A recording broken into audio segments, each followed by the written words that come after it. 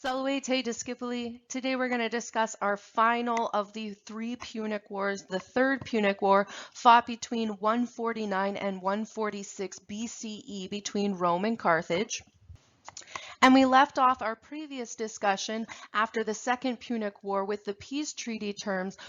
Now, despite these restrictions, during the time after the Second Punic War, Carthage again began to grow more prosperous.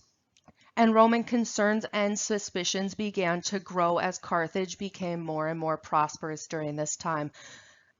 And this is in part due to the actions of the Roman senator Marcus Cato, also known as Cato the Elder, who ended every single speech in the Senate, no matter what the topic was, with Carthago delenda est, Carthage must be destroyed. So as Carthage is growing more prosperous and Rome is continuing to become increasingly suspicious of Carthaginian activities, Rome was also expanding further into Hispania, the Greek city-states, as well as Asia Minore, or modern-day Turkey.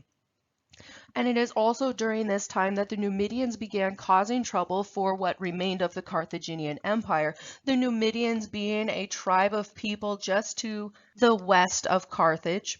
And during this time, Numidia, on numerous occasions, attacked the city of Carthage and Carthaginian territory. Time and time again, Carthage besieged the Romans to allow them to raise their army to defend themselves, and time again, Romans refused. They did this either by flat out telling the Carthaginians, no, you may not defend yourselves, or by waylaying the messengers and not allowing them to return in a timely manner to allow for a defense, or just flat out not allowing the emissaries from Carthage to be heard in the Roman Senate. This, of course, caused the Carthaginians great difficulties as the Numidians mounted raid after raid and attack after attack against Carthage-held territories. Finally, after a period of 50 years, the Numidians once again attacked. And this time, since the 50-year time span from the peace treaty had elapsed, Carthage decided to defend themselves without consulting Rome. And unfortunately, this resulted in a double tragedy for the Carthaginians. Not only did they lose spectacularly against the Numidians, but Rome declared a resurgence of the hostilities, saying that Carthage had broken the terms of the peace treaty. Unfortunately, there is a lot of ambiguity in the peace treaty terms from the Second Punic War, all surrounding this term of 50 years. If you remember from our discussion of the Second Punic War, the peace treaty terms were that Carthage could not raise its army, that it was restricted to 10 ships, and they had to pay an indemnity. The ambiguity in this peace treaty term was that Rome was interpreting that only the indemnity was for a period of 50 years. The lack of army, the inability to raise an army, and the restriction of only having 10 ships was supposed to last in perpetua, in perpetuity, or forever. Effectively, the Romans interpreted this peace treaty as Carthage becoming a vassal of the Roman state. The Carthaginians, on the other hand, thought that all of those peace treaty terms were for that period of only 50 years. So the Carthaginians didn't think that they were breaking the peace treaty, but the Romans, especially due to their growing concerns with Carthaginian prosperity, decided that yes, they did in fact break the terms of that peace treaty. Our Roman sources tell us that they tried to prevent the start of the Third Punic War by presenting Carthage with a number of demands to reestablish peaceful interactions between the two empires. And those demands really herald in the start of the Third Punic War, fought between 149 and 146 BCE, truly the shortest of the three Punic Wars, lasting only for 3 years.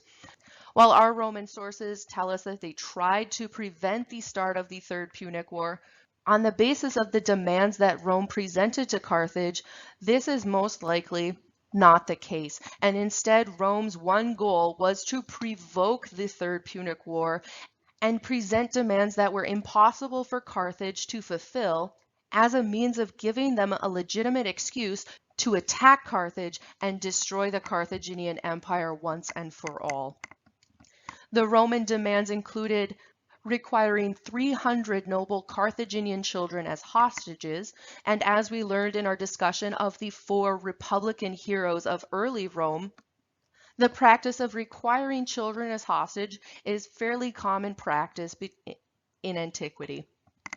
The truly impossible demand that Rome required of Carthage was that they completely destroy the current city of Carthage and then rebuild it away from the coast to completely eradicate any possibility of them building a naval empire.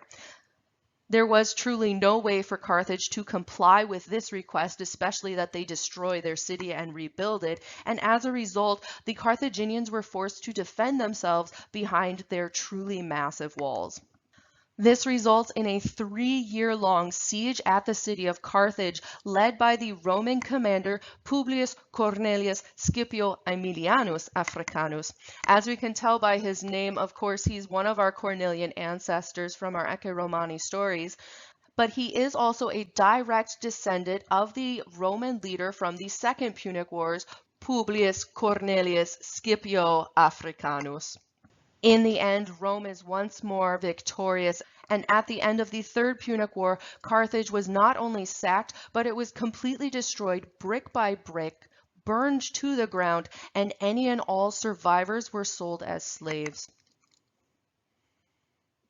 There is an additional rumor that after the destruction of Carthage, the Romans so effectively destroyed the area around it that they sowed the land with salt so that nothing could ever grow there again. This, however, is most likely to be rumor and exaggeration because Rome would have wanted to reap the benefits of the agricultural farming land around the city of Carthage in order to support and feed its growing empire. However, with the destruction so total of Carthage, Rome essentially was sending a message to all of the surrounding states who were even remotely contemplating betraying Rome or attacking Rome, and that message being that if you went up against the Romans, you would be absolutely destroyed. Discipuli, that ends our discussion of the 3 Punic Wars fought between Rome and Carthage in the middle of the Republic. Walete.